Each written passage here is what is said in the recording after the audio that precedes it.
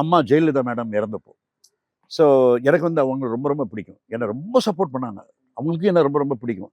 ஒரு காலகட்டத்தில் என்ன சப்போர்ட் பண்ணி அவங்க உயிர் தோழிய ஹஸ்பண்டை ஜெயிலில் வச்சாங்க அவங்க 14 நாள் வச்சு. எனக்கு வந்து 3 வருஷம் கன்மேன் செக்யூரிட்டி கூட கொடுத்தாங்க அவங்க. எனக்கு யாரும் எதுவும் பண்ணிடக்கூடாதுன்னு சொல்லி. ஸோ அவங்க இறந்தப்போ எனக்கு நல்ல ஞாபகம் இருக்குது. நான் வந்து அந்த குண்டெல்லாம் முழங்கி அவங்கள உள்ளே வைக்கும் பொழுது அகெயின் ஐ ப்ரோக் டவுன். இது 2 தான் என்னோட லைஃப்ல நான் அழுதது. வேற நான் வந்து அழுதது கிடையாது. அன்னைக்கும் நான் வந்து கண்ட்ரோல் பண்ணாமல் நானே என்ன I was trying to console my own self, but I broke down, actually broke down. எவ்வளவுதான் பெரிய கராத்தே வீரராக இருந்தாலும் யாராக இருந்தாலும் நான் மக்களுக்கு சொல்லிக்கொள்ள விரும்புவதெல்லாம் ஆண்களுக்கும் பெண்களுக்கும் தயவு செஞ்சு பப்ளிக் அழகாதீங்க. ஏன்னா அழுகை என்பது ஒரு ரொம்ப பிரைவேட்டான ஒரு விஷயம். பட் சில நேரங்களில் நம்ம வாழ்க்கையில் நமக்கு ரொம்ப நெருங்கியவர்கள் நம்மளை பிரியும் பொழுது நமக்கு கண்களில் கண்ணீர் வராமல் இருக்கிறது ரொம்ப ரொம்ப ரொம்ப கஷ்டம். அது வந்து ஒரு கைண்ட் ஆஃப் தெரப்பினே சொல்லுவேன். அதாவது அழுது நல்ல சத்தம் போட்டு தனியாக அழுது விட்டால் அந்த பாரம் கொஞ்சம் குறையும்.